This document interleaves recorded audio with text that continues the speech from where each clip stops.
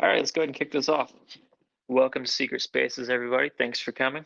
This is a weekly Twitter space featuring secret network information, alpha news, contributors, all of that good stuff. And we do this every Tuesday. This week we have a very special guest with us. We have Alex Zidelson, new CEO of Secret Labs. You've probably heard the news at some point in the past couple of weeks. Very exciting. We're just going to do a casual interview conversation with him, learn about his past and what he's all about. So let's go ahead and get started. Alex, you want to just give us a very brief introduction, Hey, and hey. then we'll go into some more questions. Sure. Can you guys hear me?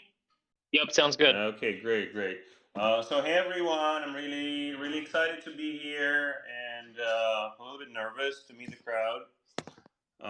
So yeah, so let's get it started. So I joined Secret less than a month ago. Still learning a lot, meeting people in the community, trying to get. To get to know the technology, the space. So some stuff I already knew before, learning the new ecosystem. So super exciting, and let's start. Let's go ahead. All right. Well, I guess let's just start with your past experience in Web3. Um, we know that you have been involved with several projects before this, so just tell us a little bit about that. Yeah, How sure. did you get started in Web3? Yeah, sure. So, I joined Web3 or the blockchain space relatively late.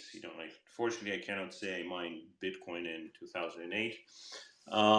It was about 2017, I guess, when I bought my first Bitcoin and started playing with smart contracts a little bit. Before that, I was working in different startups as a founder, a product guy.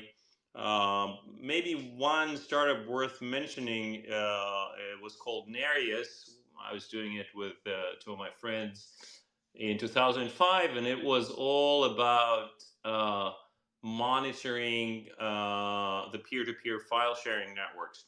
And I think it's worth mentioning because those peer-to-peer file sharing networks were like in a way precursors of blockchain technologies because they were also decentralized, permissionless, and a lot of tech like Merkle trees was already in use there.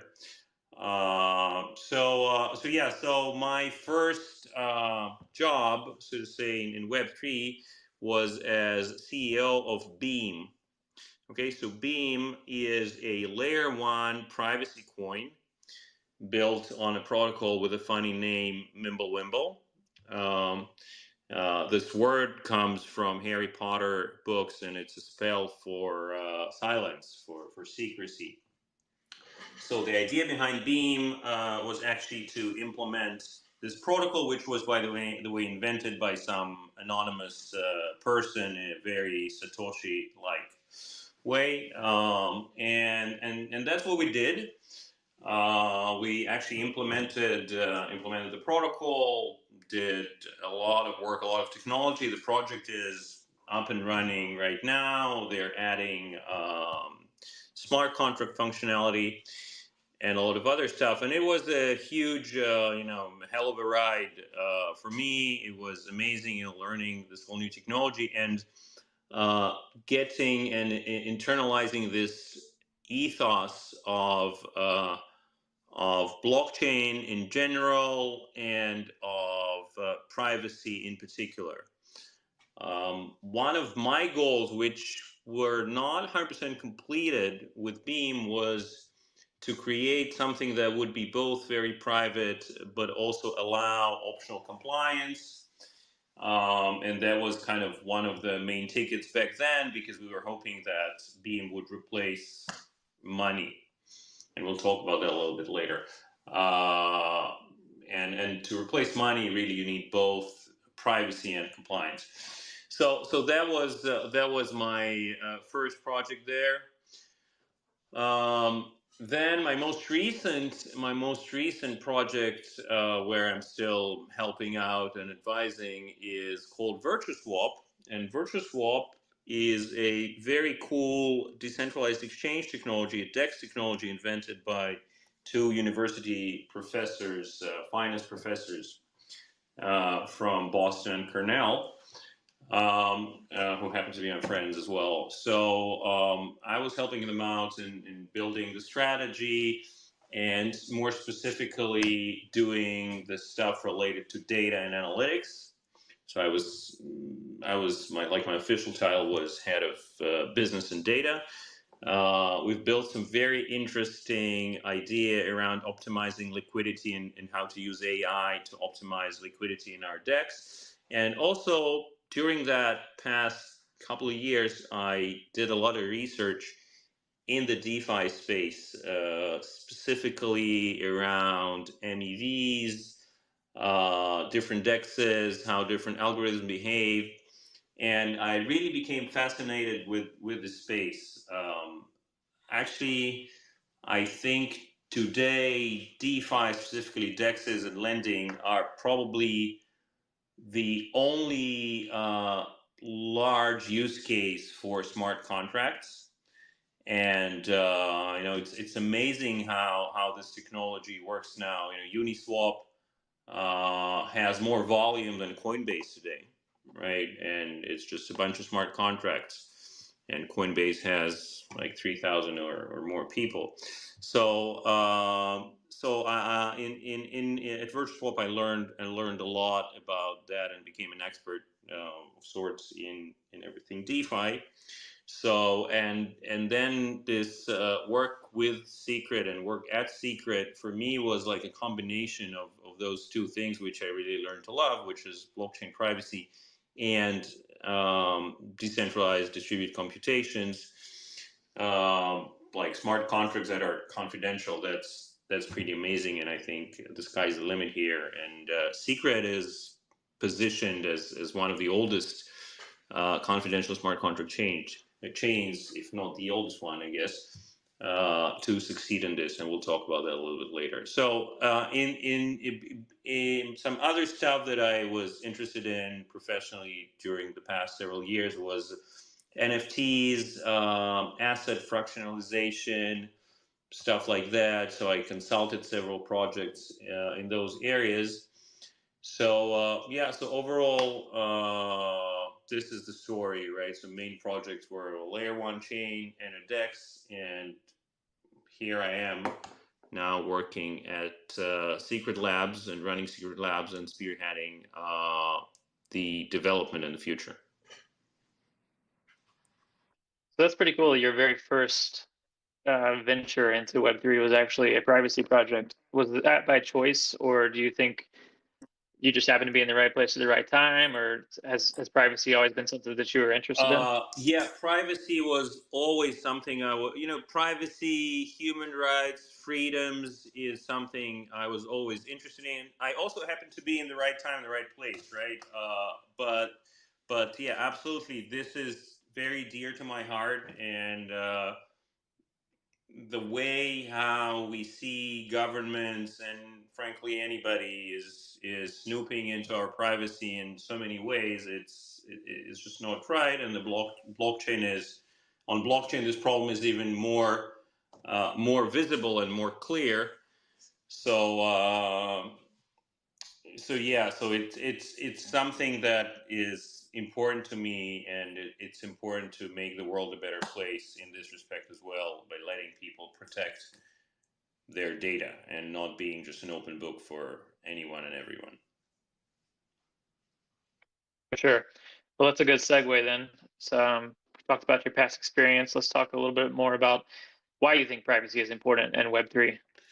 Sure. So well, when Web3 or blockchain started, right, this whole, it was based on this cypherpunk philosophy, which took privacy and sovereignty in a wider place as a guiding principle. And Satoshi in the Bitcoin in the original white paper, Satoshi wrote that there will be privacy, that privacy will be implemented by keeping the addresses anonymous. right? It says there right there in the beginning of this white paper, and it turned out to be very very naive, right? So today we know that uh, anything and everything is de-anonymized. There are companies like Chainalysis and a ton of others. In one space, there is also this recent startup called Arcom Intelligence that is literally paying people to dox blockchain addresses. So so today there's very very little privacy on the blockchain, and it is indeed a basic human right. Like when I explain it to people, I first like explain about the blockchain, how everything can be seen there. Whatever you're doing on an EVM blockchain or in Bitcoin, it's all visible. And then I ask people, okay, how about it was your credit card bill, your credit card statement, or your bank account details? Like, how would you feel if it were all published on the blockchain? Sorry, on the internet, just for everyone to see. And of course, it's a terrible idea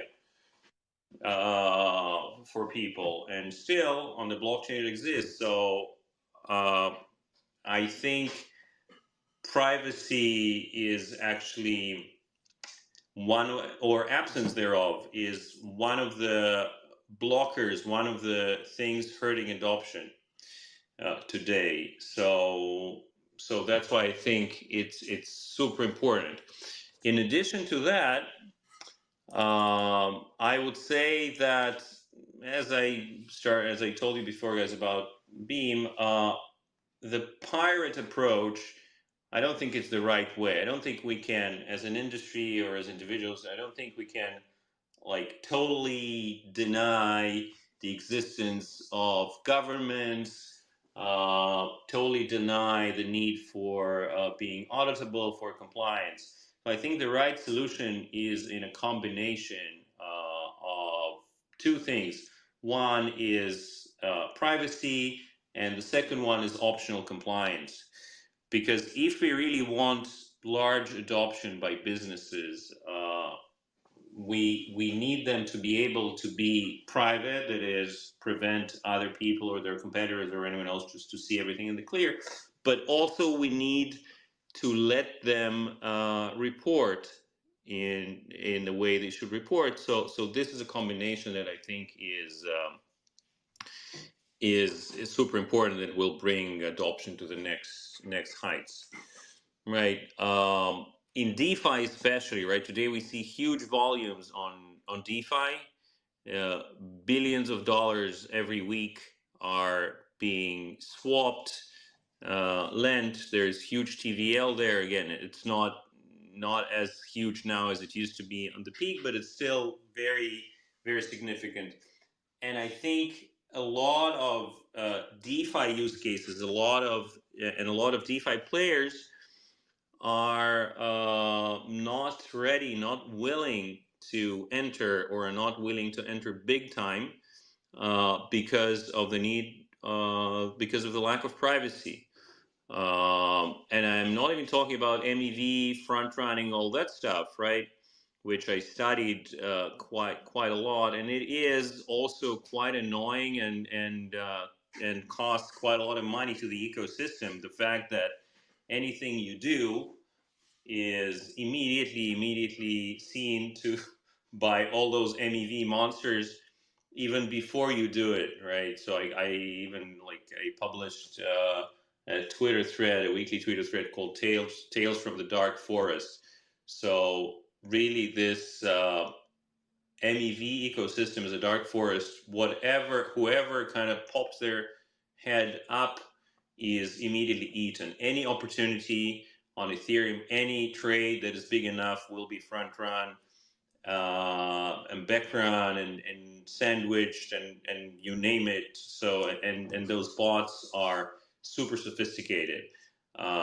In a privacy preserving ecosystem, that just wouldn't happen. It would happen in a different way that would still be arbitrage, but it wouldn't hurt traders, right? And as I said today, DeFi, and I think everyone would agree, DeFi is the biggest application of smart contracts. And some of the future use cases some of the use cases that we would want to happen are prevented. Many kinds of games, private voting, governance, financial applications like dark pools or trading strategies on chain or things like that. They're just not possible today, right? Because of the lack of privacy. So all in all, it seems like right now we are observing like a second birth of privacy narrative on the blockchain, right? The first one I think was back then in 2018, 2017, when Zcash appeared, and then Beam, Green, Secret as well. Like they all appeared around that same period. And back then, a lot of people thought that this would be the killer use case. It didn't happen back then, but it seems like now with the system or the ecosystem getting more mature and many more players and much more money, including institutional money, coming to the system, privacy is becoming more and more important. We're seeing a lot of talk about that. Just recently, Vitalik published an article about private pool, all the tornado cash, which is the bad side of privacy, but still there is a lot of talk about that. More projects are entering the space. So I believe that privacy will be one of the bigger drivers for the next wave and for mass adoption that will come in the coming years. Yeah, just going back to the MEV thing, I actually just saw a post on Reddit a few days ago about an MEV bot called Jared from Subway. Not sure if you've heard of that. Oh yeah, well, in what I used to do was like finding the biggest arbitrages on a weekly basis and publishing them on VirtualSwap Twitter. So this person or persons, Jared, I mean, it's unbelievable. I mean, this Jared alone was responsible for like, I don't remember, 20, 40, 50% of all the MEV profits, okay, on a weekly basis, on a monthly, whatever. It's just amazing. And the number of transactions and the sophistication of all kinds of attacks, it's just amazing. So, I mean, whoever that is, I think they're anonymous, but, chapeau, as they say. Amazing technology, amazing people. They're doing amazing job. Yes, they're probably hurting some traders, but they're doing it, in style.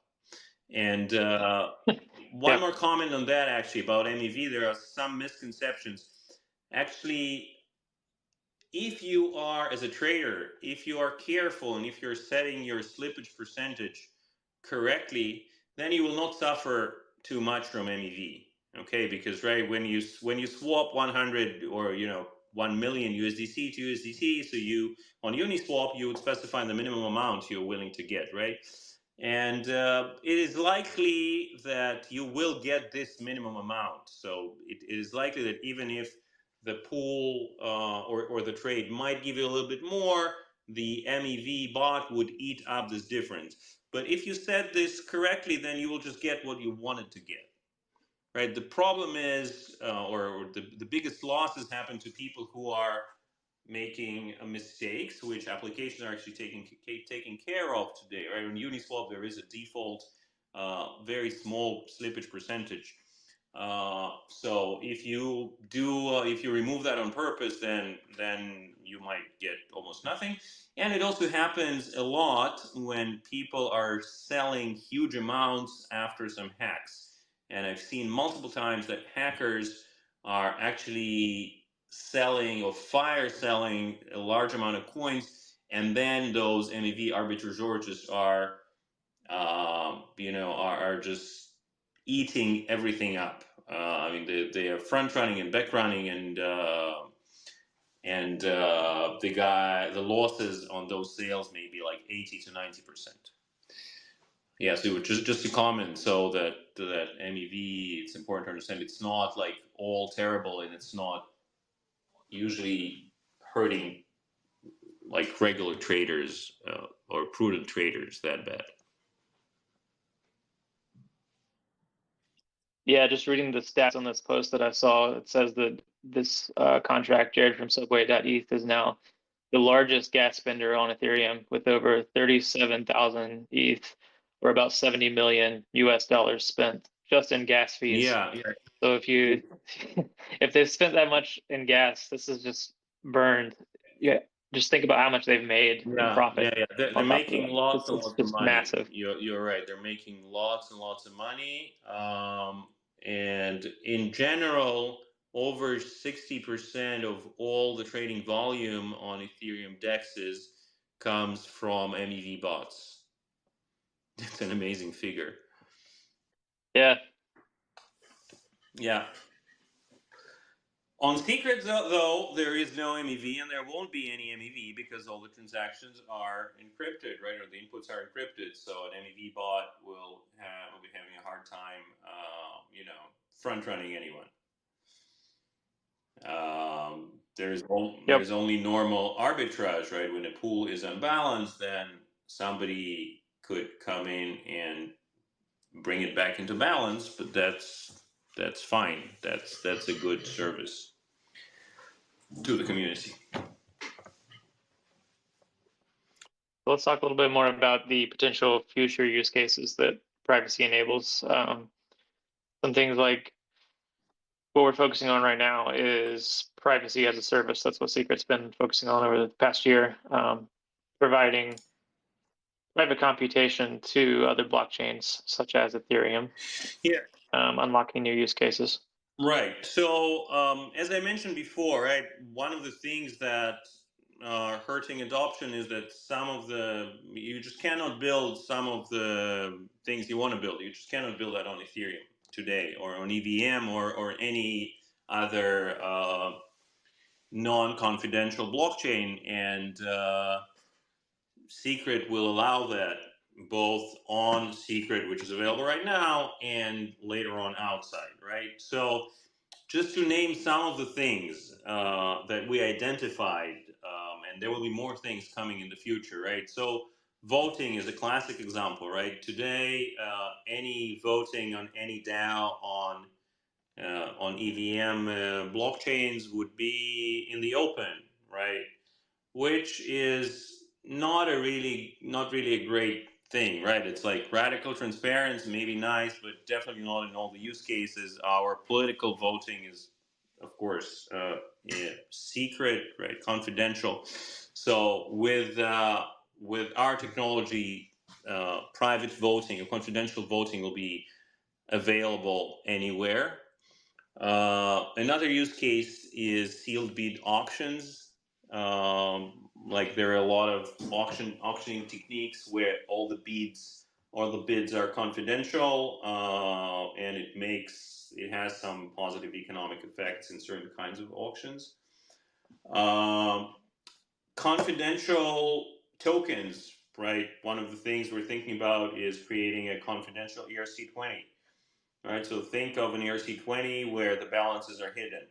It might have some limitations, but it it makes snooping impossible, right? So no one would know how much you're holding, and this can be also done not just in secret, but on other blockchains with our tech. NFTs with confidential or private content, which Secret has already showcased before. Another use case. Another big use case is account abstraction and account abstraction wallets, and specifically the security part there. Uh, I think that in addition to confidentiality, the account abstraction will be another huge driving force for adoption, because today I'm sure everyone here knows that setting up a wallet is kind of a little bit of a pain. When you did it the first time, you were like, "Oh, okay, what do I do with those? Where do I write? Where do I write my seed phrase? Where do I hide it? Like, what do I do? It's scary. What happens if I lose it? Right? And this hurts adoption big time. So." In general, account abstraction wallets where the seed phrases are backed up on secret blockchain. So like you are sure you will not lose them. It's also a big thing. And maybe the last one is this privacy pools idea that Vitalik just aired. This can easily be implemented with our technology much easier than what they suggested. And what's called dark pools, which is a place like a large OTC desk where big players trade between themselves without anyone seeing. That's also something that happens in traditional finance and can be implemented with our technology as well. Awesome. So we've been talking a little bit, at least we haven't really been making any public announcements about this, but if you're part of the secret community, you've probably heard rumblings about a new Secret Labs roadmap coming out soon. And I wanted to touch on that just a little bit. We don't have to go into Yeah, detail. Obviously, we don't have to mention any concrete timelines or anything. We're just keeping it light today, but figured we'd bring it up and just give people sure, something sure. to look forward to in the near future. Sure. So I think the big things were already kind of talked about and announced a little bit. The fact that we are going outside the secret blockchain and outside the Cosmos ecosystem, that we're going out to Ethereum. That's actually one of the biggest points in the roadmap, right? Because today we see that most of the users, most of the TVL is on Ethereum. Uh, we want to get there. Okay, we actually want to do two parallel motions, okay? And this will be reflected in the roadmap. So the first one is secret on EVM, okay? And that means APIs, SDKs for specific use cases that will be available to Solidity developers. Okay, that's one big motion. Okay, and we've already started working on that. The upcoming 1.11 upgrade will make it much simpler to use XLR GMP, and on top of that, we will build toolkits that will allow people get privacy on EVM without getting into details, without the need to develop things in Rust, without the need to learn new languages. It will just talk to a smart contract and get either their verified random number or their encrypted key value store or some basic set operations like calculating averages on encrypted data, stuff like that. Right. So this is one big motion. Uh, Another big motion is the opposite direction, okay, and it's about bringing EVM experience to secret, and this has already started, right? So this bridge migration is kind of a step in that direction, right? Just making the bridging of assets easier to use. This is one thing that is actually about to be finished very soon.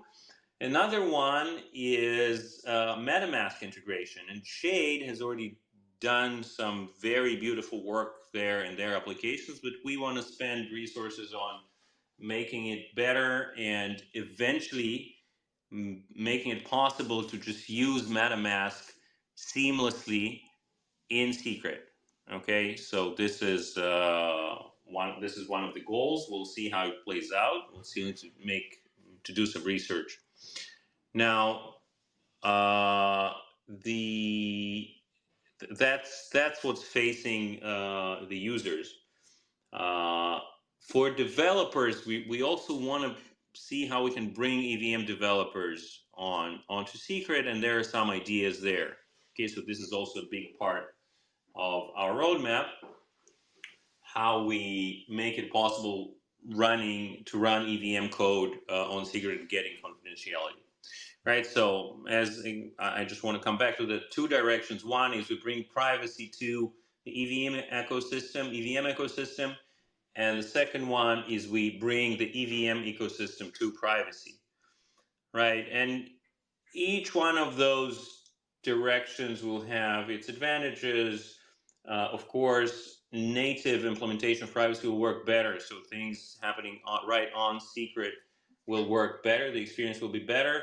But on the other hand, there is much more crowd, much more people, much more TVL on EVM, on different flavors of EVM chains. So we eventually want to be everywhere, right?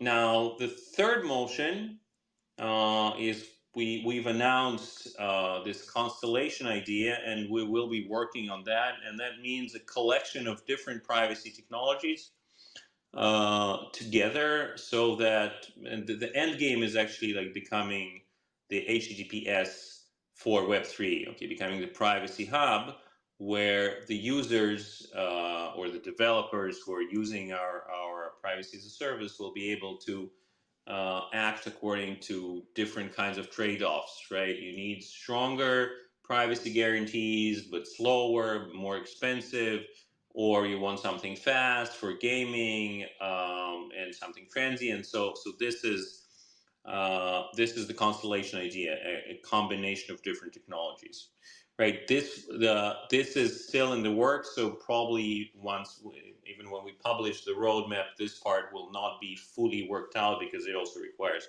additional partners, right? So these are the new things that we'll be promoting and developing. In addition, there is of course a busy infrastructure roadmap.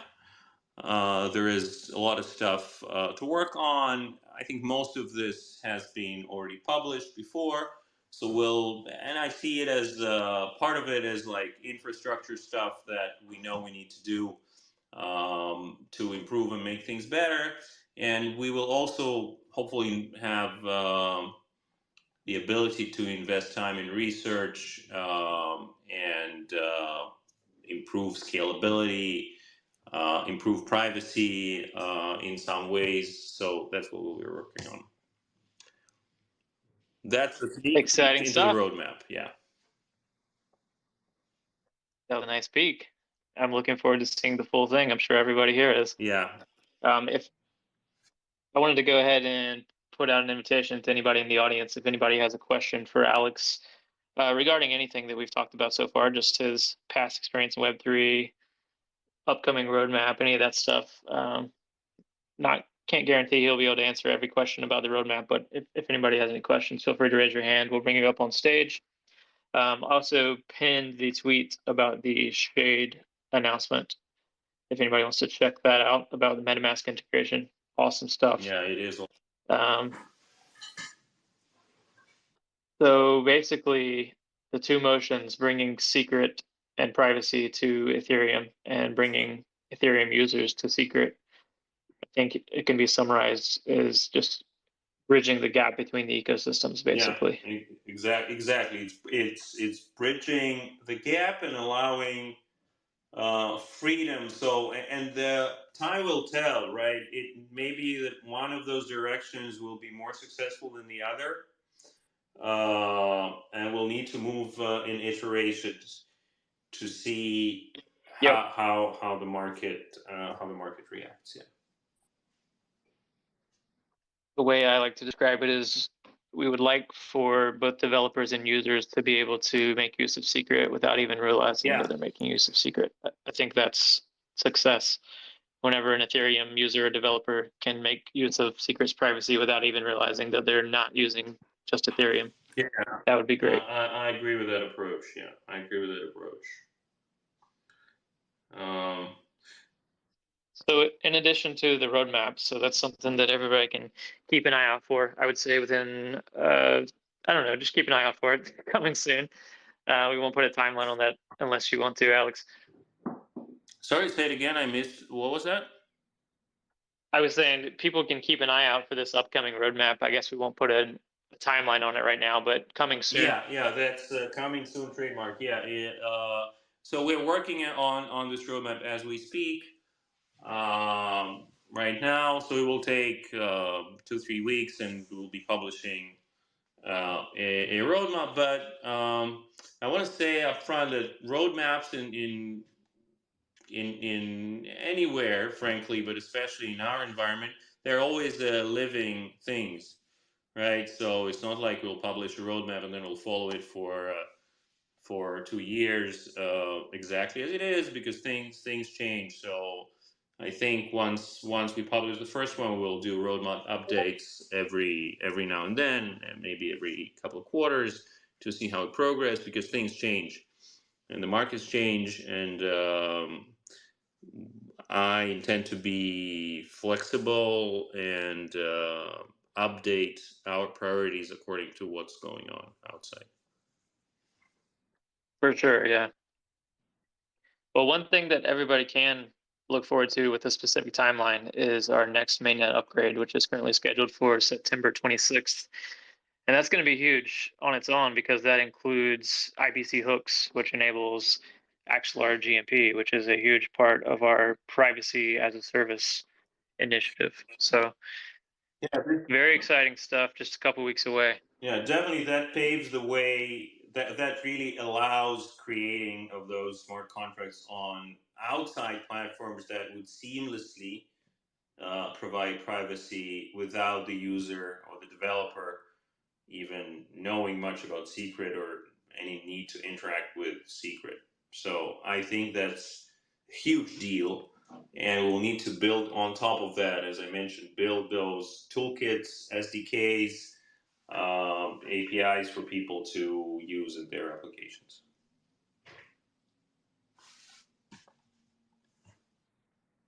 So I don't see anybody raising their hand. I do see a couple of questions in the comments. I'll go ahead and read those out. One is, any marketing plans on the upcoming roadmap? I would say yes, there will be a fully fledged marketing plan around this secret Ethereum initiative specifically. That'll probably be coming out about the same time as the roadmap itself. And another one is, will these EVM and secret toolkits and SDKs be open sourced? I wish to help out on these. He'd like to contribute to them.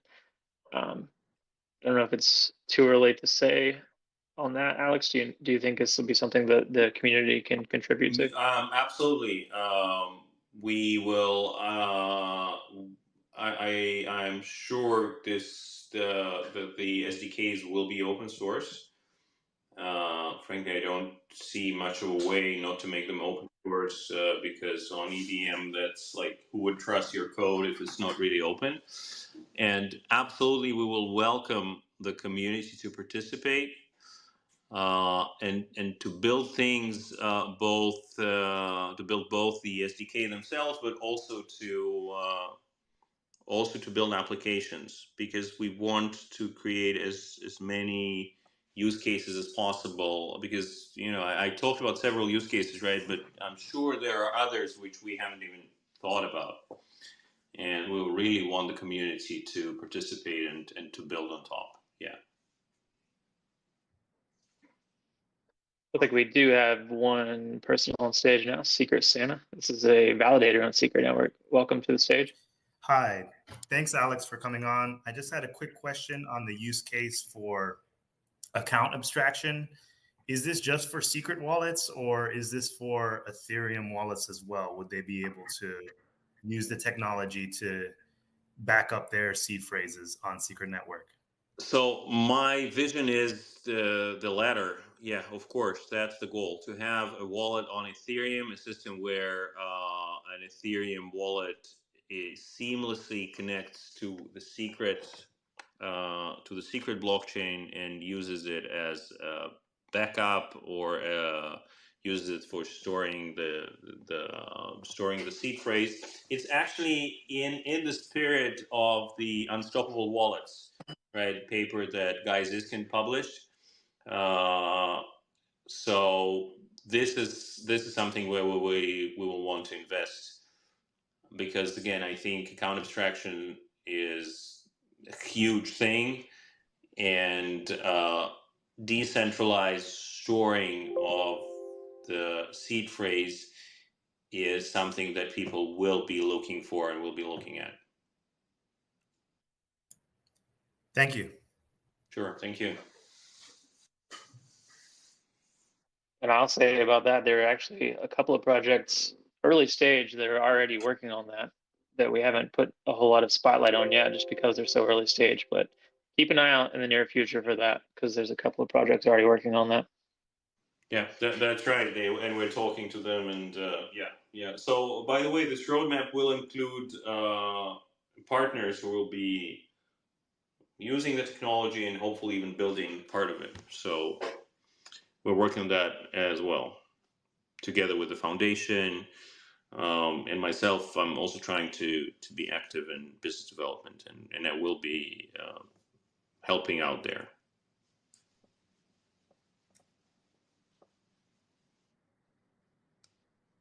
Thanks for your question, Secret Santa. If anybody else in the audience has a question, feel free to raise your hand and we'll bring you up on stage.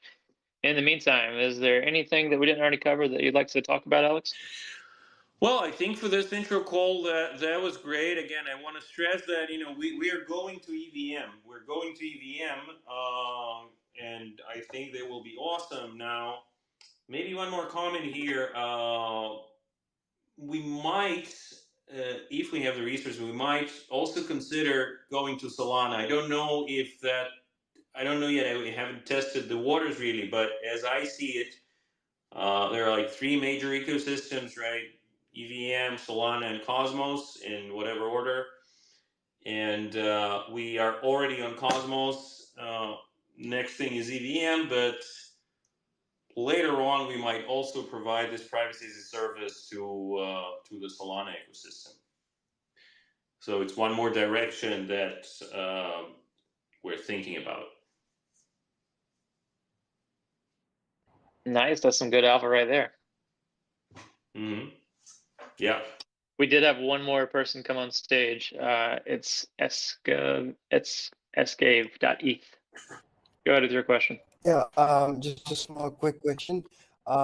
When you say there's like an integration of EVMs, and you talk about being from like a Cosmos-based chain, so it's like quite 2 or 3 months back, Evmos, another Cosmos-based chain, had this idea of pre-compiles while working with IBC, and they were thinking of something of a multi-chain instead of a cross-chain ecosystem.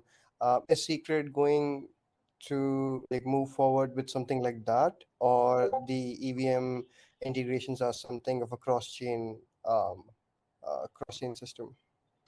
So I hope I hope I can give you a good answer, because there are some technical things that I'm not 100% familiar with. But one direction is to be able to actually run EVM code on secret network or a sister chain as part of the constellation, right? So that means that motion is about making it possible to run confidential Solidity contracts on our ecosystem, on secret ecosystem, which is the Cosmos ecosystem.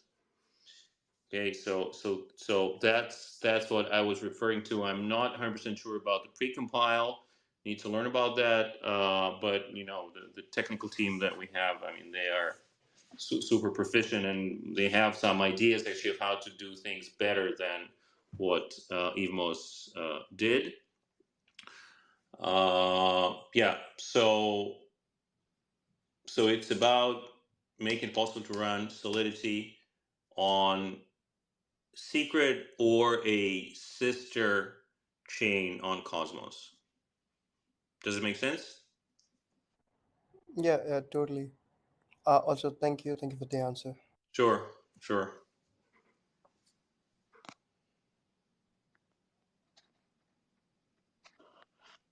All right, well, if there's no other questions, I think we'll go ahead and wrap things up.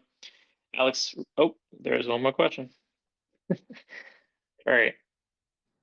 Kyflex, you're on stage. Go ahead with your question.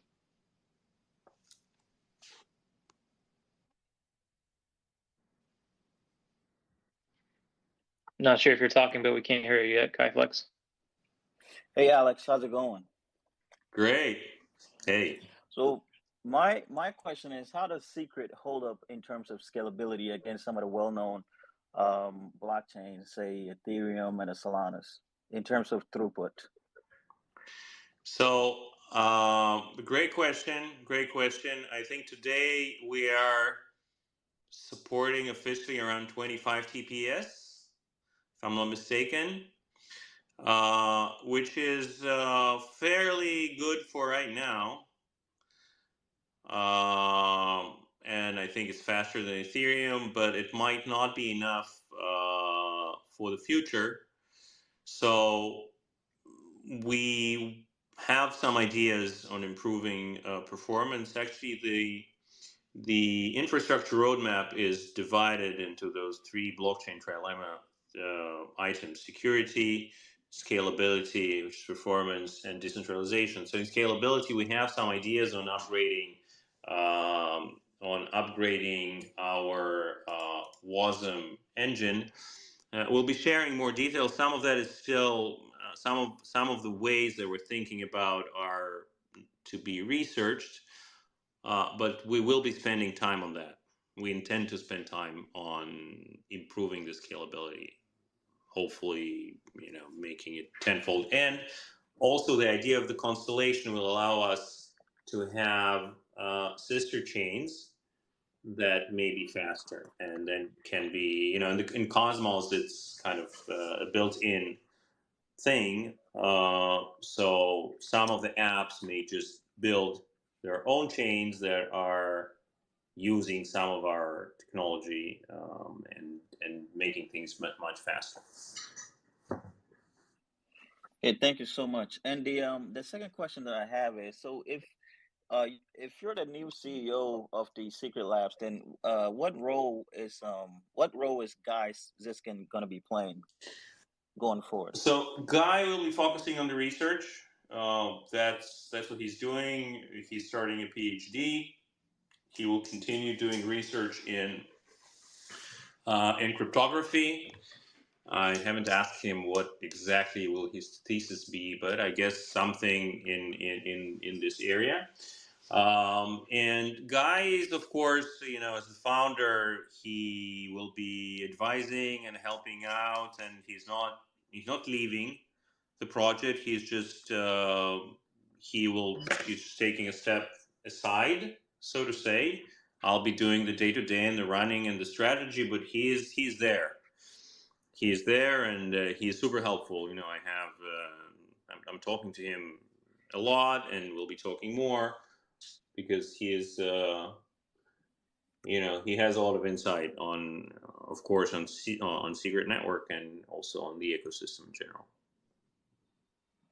Okay. Well, thank you so much. And my last question would be: is there any plans to get Secret listed on, say, Coinbase at some point?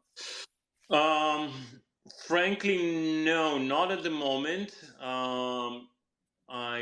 We haven't discussed that. Do you think it would help? I mean, I think so. I mean, Coinbase is very easily accessible, at least in the U.S. Market. So Right. I think that would be incredibly ideal in pushing Secret to the U.S. Users. So, as I said, right now we haven't discussed that because frankly, my impression is that having, I think we're listed on like more than a dozen exchanges, and Binance is among them, and it's by far the biggest. So my assumption until now was that it's kind of enough. But I see your point. Yeah, Coinbase is, and especially with Binance being kind of slowly pushed out of the United States. So yeah, so something to think about. Again, depends on the resources required, and because sometimes it's a very lengthy and expensive process to list on a big exchange. Okay. Well, thank you so much for coming on today. Sure. My pleasure. Thank you.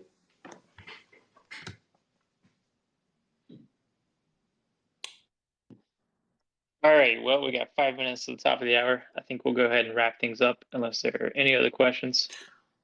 Do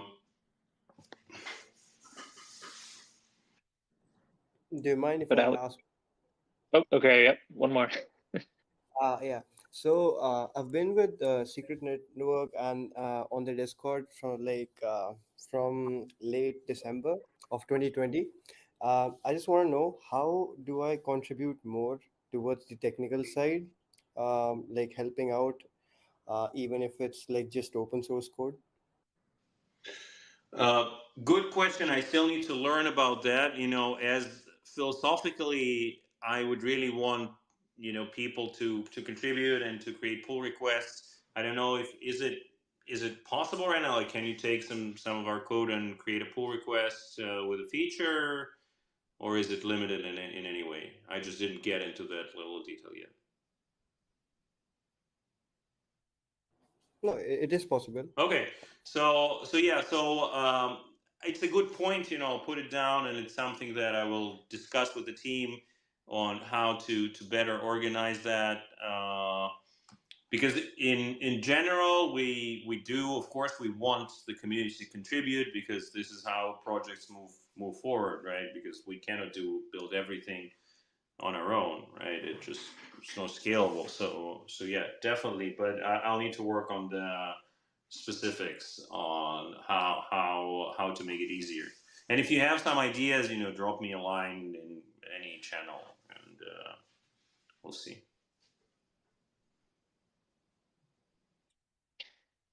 Have you been joining our weekly developer calls? That's one thing you can do to just get started at least. Good point. That's directed at you. It's scav.eth. Yeah, I'll surely do that. Those happen on Mondays at 4 p.m. UTC. So at the same time as the space started today, but on Mondays on our Discord. So just check that out. And there's definitely some things you can do. You can easily contribute to documentation for sure. And there may be some dApps that are developing that are looking for help as well. They often drop into those calls.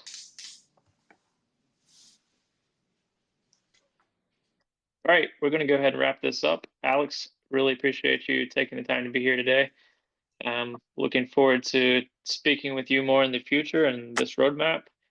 Sure. And just a reminder to everybody, keep an eye out for that network upgrade, September 26th. It's going to be really big. It's going to be enabling some really cool new use cases, specifically with the Ethereum ecosystem. So keep an eye out for that. And until next time, have a good one. We'll be back next week on Tuesday at 4 p.m. UTC for the next edition of Secret Spaces.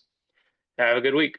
Yeah, maybe just one closing sentence. So thank you all. I appreciate the fact that the community is super supportive for me, and I immediately felt at home, and I'm really, really excited about this vision of becoming the HTTPS for Web3, or becoming the privacy hub.